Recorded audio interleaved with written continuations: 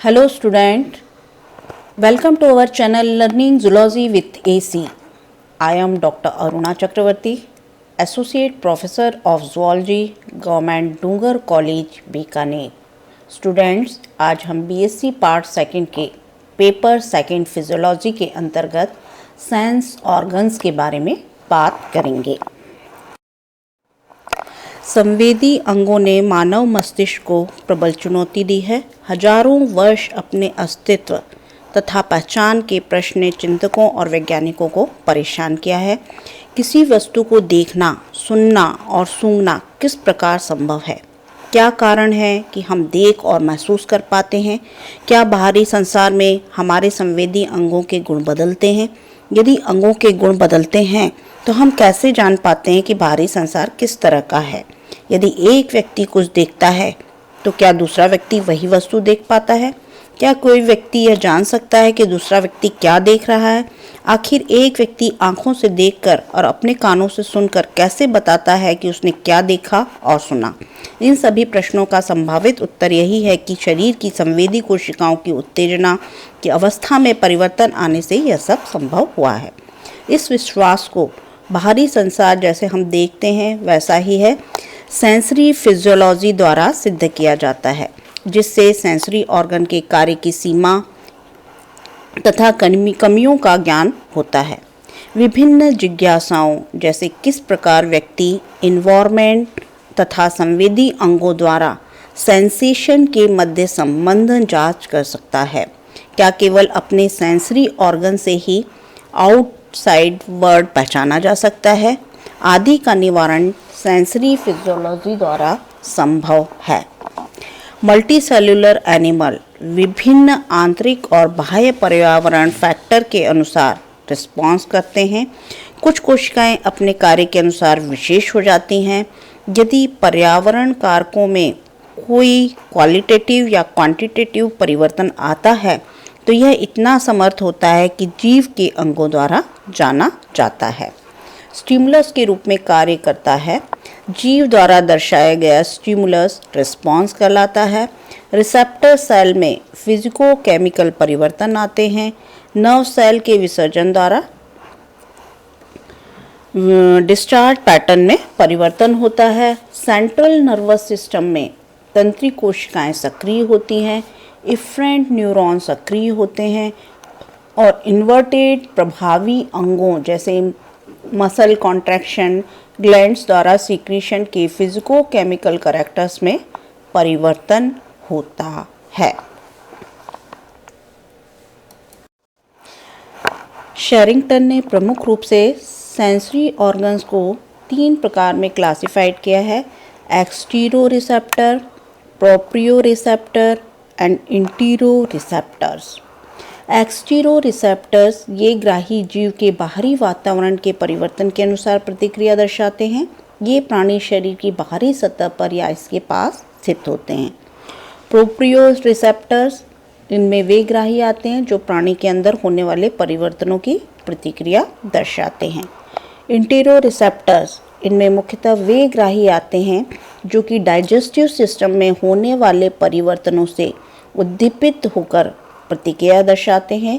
ये ग्राही शरीर गुहा या जिसे हम कहते हैं बॉडी कैविटी के परिवर्तनों से उद्दीपित नहीं हो पाते हैं. उदाहरण विसरो रिसेप्टर्स.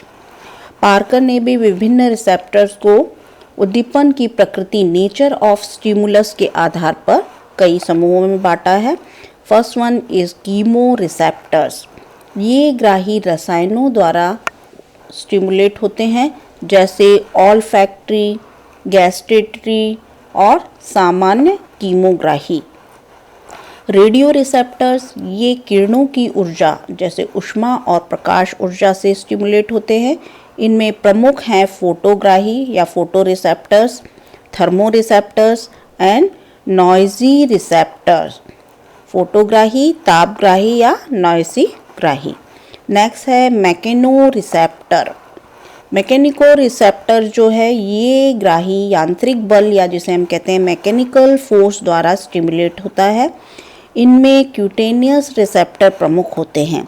1969 में टटल और स्कोटेलियस में स्टिमुलस स्रोत तथा ग्राही की स्थिति लोकेशन के आधार पर इनका क्लासिफिकेशन किया।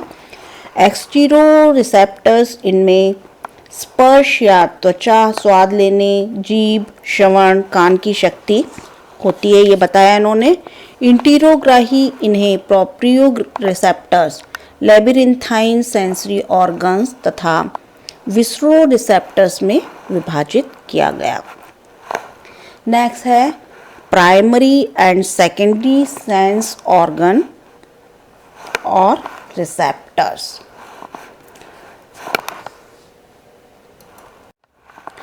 प्राथमिक ग्राही कोशिकाएं न्यूरॉन्स हैं जिनकी डेंड्राइट्स का एक भाग अथवा एफरेंट तंतु रिसेप्टर मेम्ब्रेन का निर्माण करता है।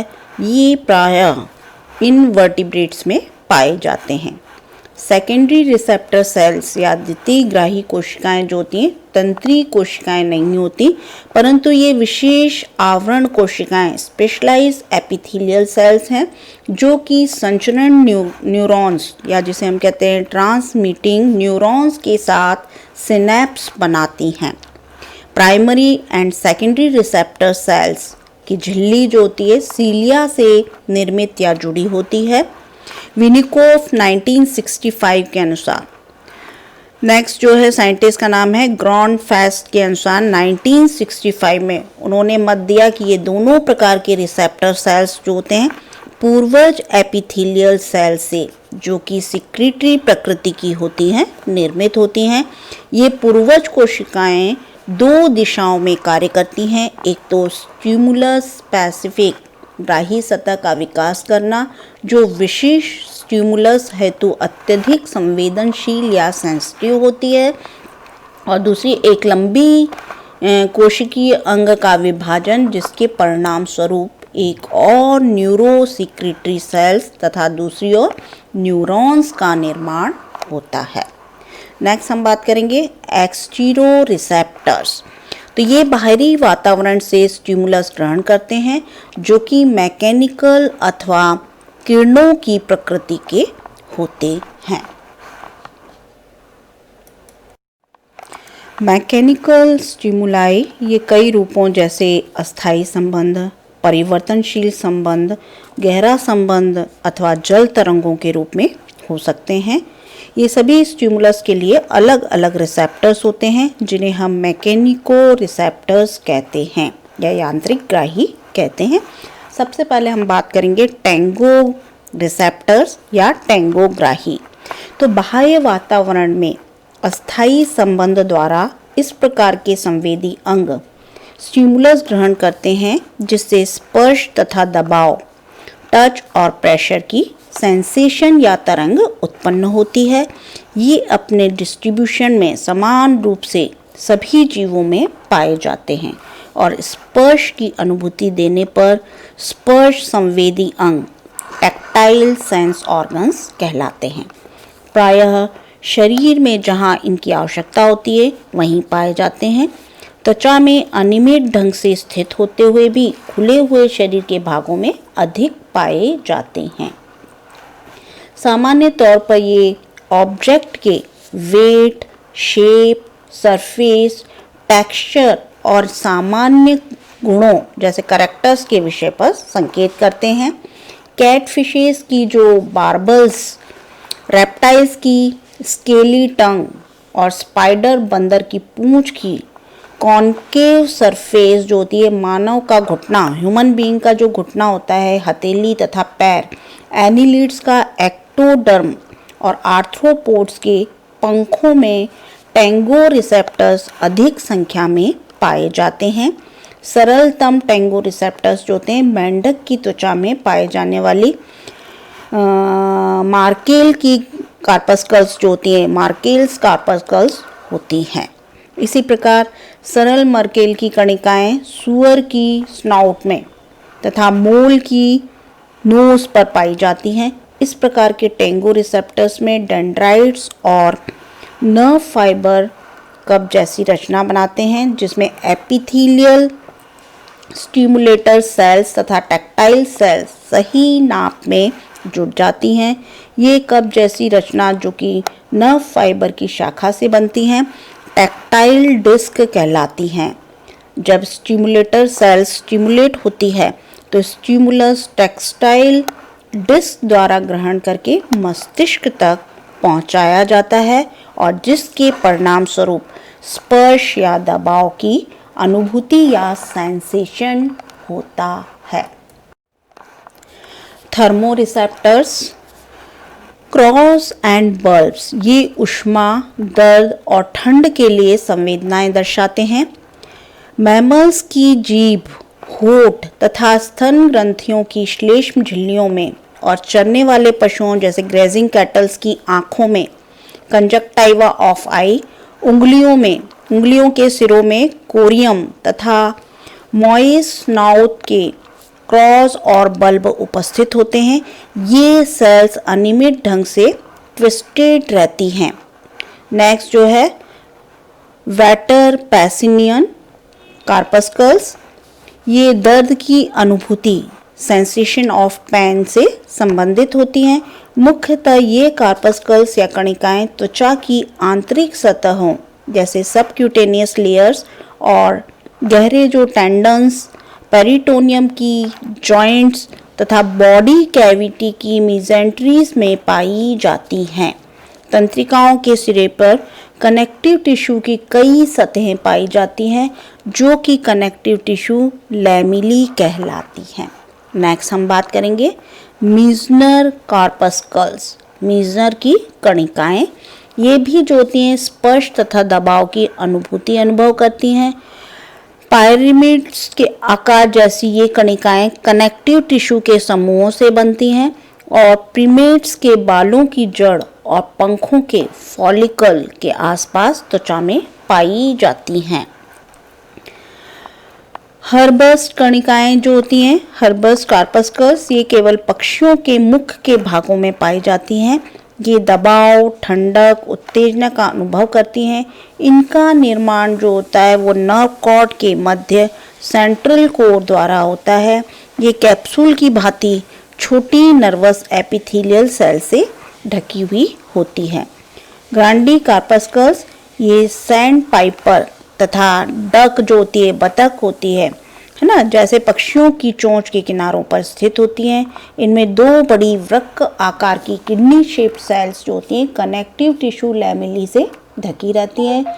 इन दो जो होती हैं तंत्री रहित उद्दीपक कोशिकाएं या जिसे हम कहते हैं नॉन नर्वस स्टिमुलेटर सेल्स के मध्य एक सेंसरी न्यूरॉन का सिरा उपस्थित होता है।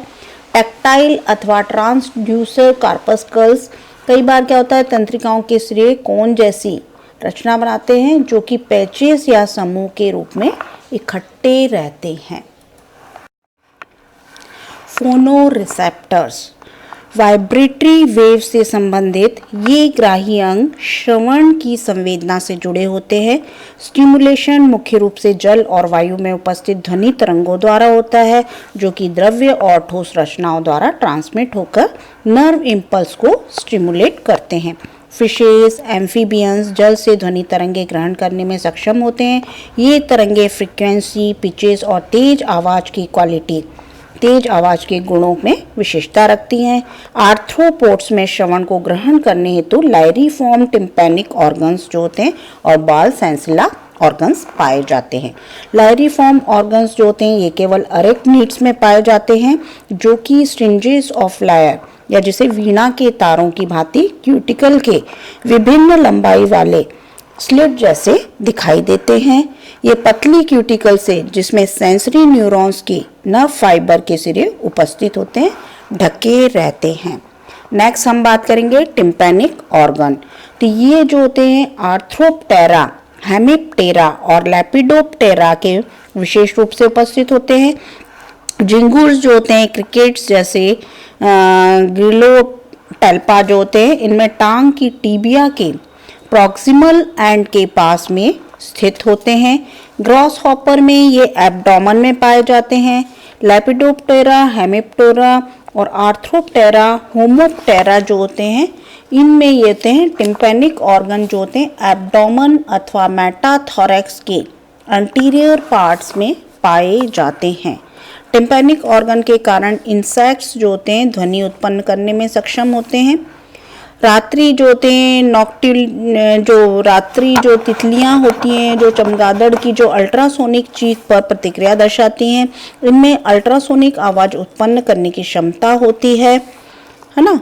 रात में उड़ने वाली जो तितलियां और कीट खाने वाले चमगादड़ में भी परस्पर सूचना देने का कम्युनिकेटिंग वे इन अंगों द्वारा संवहन और ग्रहण, या जिसे हम कहते हैं ट्रांसमिशन और रिसेप्शन पर निर्भर करता है, जो कि बिल्कुल भिन्न रूप से निर्मित होते हैं और समान रूप से प्रभावी होते हैं। नाउ बात करेंगे हम हेयर सेंसिला, बाल सेंसिला। तो इंसेक्ट्स में दो प्रकार के जो टैक्टाइल हेयर पाए जाते हैं। काइटिन युक्त जो होता है एक्सोस्केलेटन की उपस्थिति के कारण डेंड्राइट और सख्त स्पर्श पतले बाल जो होते हैं ब्रिस्टल्स के मध्य विशेष जुड़ाव आवश्यक होता है।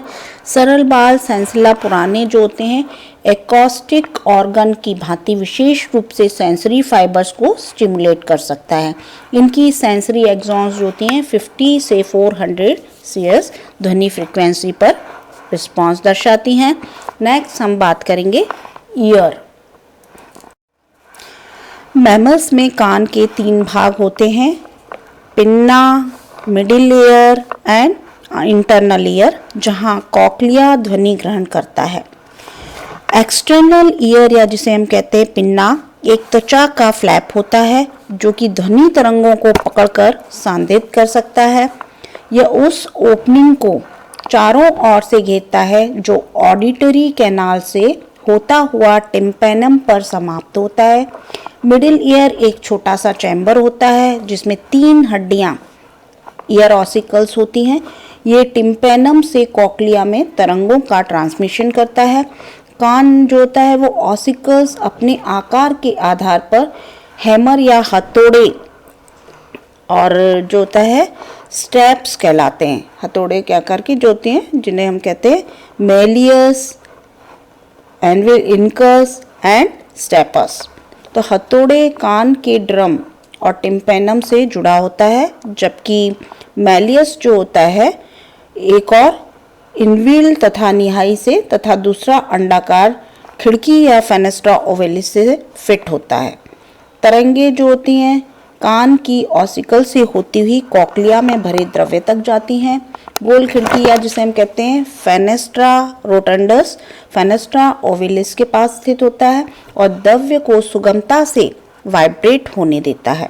तो कॉक्लिया जो होती है सेक्युलस से निकली एक लंबी घुमावदार वर्धित रचना होती है जिसे एक दराज 2 भागों में बांटती है। बटा हुआ ऊपरी भाग जो होता है जिसे हम कहते हैं स्केला वेस्टिब्यूले और निचला भाग कहलाता है स्केला टिम्पैनी। पैरालिम्फेटिक डक्ट एक छिद्र जो होता है हेलिकोट्रीम द्वारा ट्रांसमिशन करती है। स्केला वेस्टिब्यूल तथा स्केला टिम्पैनी के मध्य एक कॉक्लियर डक्ट स्केला मीडिया पाई जाती है जो इन दोनों से रीजनर्स मेम्ब्रेन तथा बैसिलर मेम्ब्रेन द्वारा अलग होती है।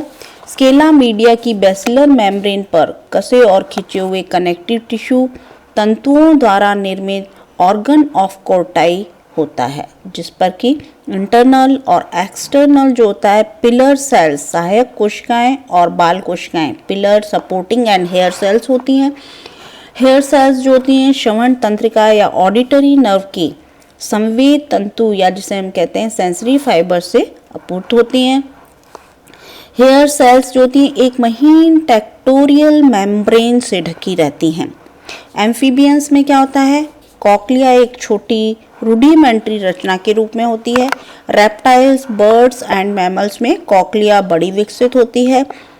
रेप्टाइल्स अपने पास आने वाले जीवों के वाइब्रेशन से उत्पन्न पृथ्वी की आवाज़ को ग्रहण कर सकते हैं। मैमल्स जो होती हैं हाई फ्रीक्वेंसी ग्रहण करते हैं। चमगादड़ जो होता है वो अल्ट्रासोनिक आवाज़ें ग्रहण कर लेने में समर्थ होता है। मेम्ब्रेनस लैबिरिंथ का विकास जो होता है कैनाल सिस्टम के अगले भाग के बड़े होने से माना जाता है। ग्नैथोस्टोम्स या 2 थैले ऊपरी और निचले सेक्युलस और यूटिकुलस में विभाजित होते हैं। यूट्रिकुलस के फैले हुए भाग जो होते हैं वेस्टिब्यूल्स में 3 सेमी सर्कुलर कैनाल खुलती हैं जो एक दूसरे से 90 डिग्री बनाते हुए समकोण बनाती हैं। इन नलियों का एक सिरा बल्ब जैसी एम्पुला रचना के रूप में फैला हुआ होता है।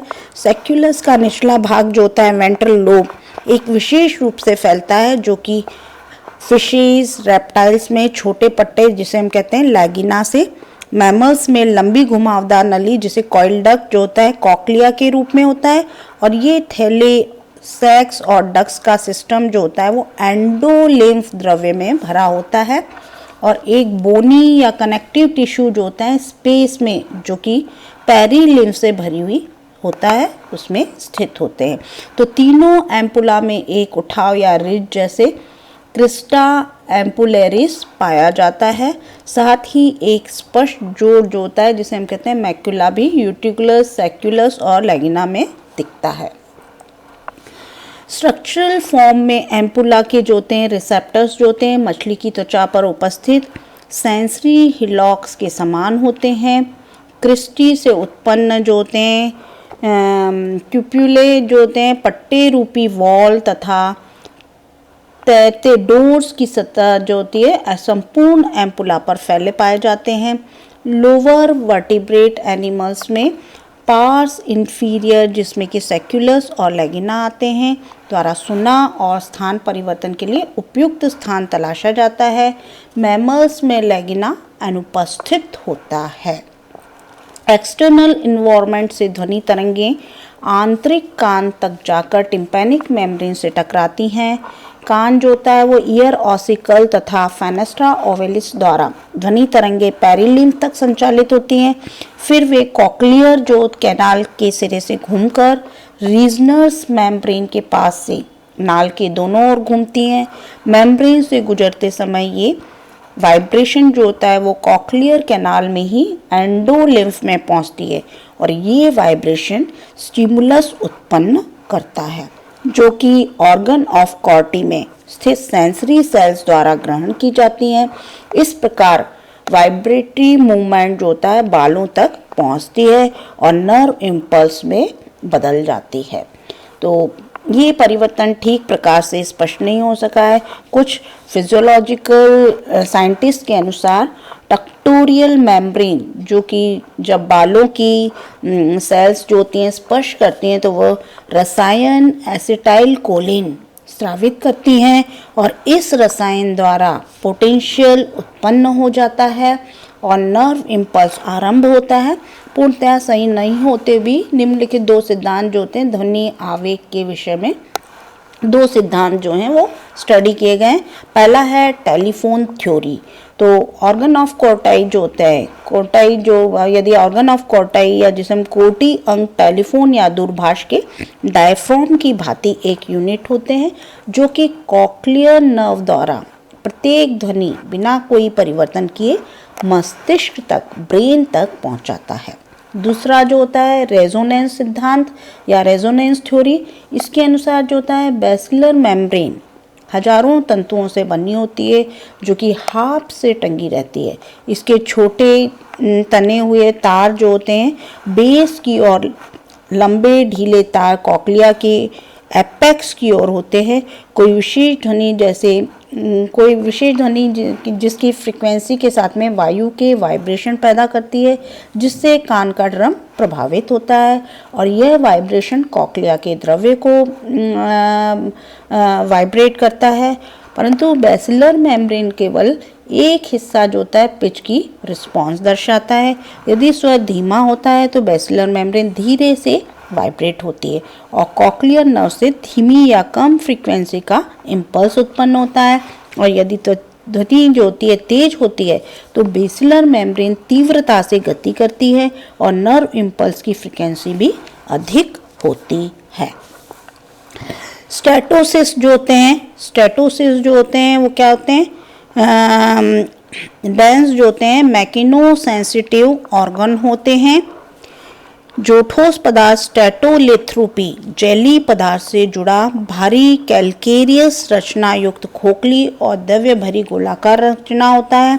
स्टेटोसिस जो होते हैं दीवार से नाजुक बाल निकलकर ल्यूमन में जाते हैं। स्ट्रेटोलिथ की स्थिति बदलते से ये बाल जो होते हैं जैसी रचना सक्रिय हो जाती है। बालों के विभिन्न समूहों से आवेग तंत्रिका तंत्र तक विशिष्ट भार के अनुसार जीव की स्थिति की सूचना पहुंचाते हैं। आर्थ्रोपोड्स में ये बाल जो होते हैं काइटिन युक्त होते हैं और एक संवेदी तंत्रिका तंतु द्वारा हॉलो आधार में प्रवेशित होते हैं। वर्टिब्रेट्स में सर्वाधिक अविकसित फोनो रिसेप्टर्स मछलियों में तथा कुछ एम्फीबियंस में लैटरल लाइन सिस्टम के रूप में पाए जाते हैं। यहाँ स्टेटो रिसेप्टर्स कहलाते हैं।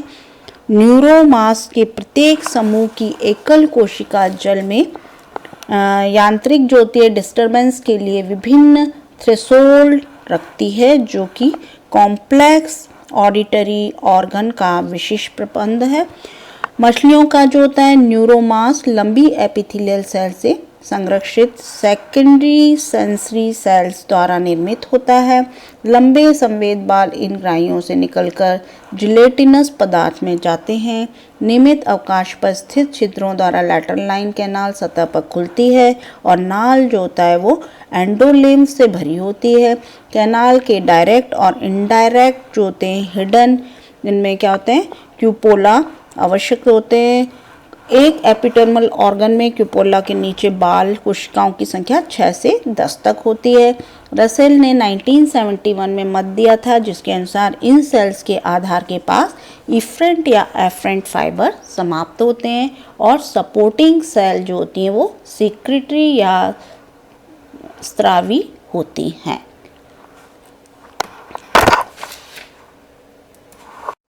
सो स्टूडेंट्स, नेक्स्ट क्लास में हम एल्गेसी ग्राही, रियो ग्राही और हम कीमो रिसेप्टर्स के बारे में बात करेंगे।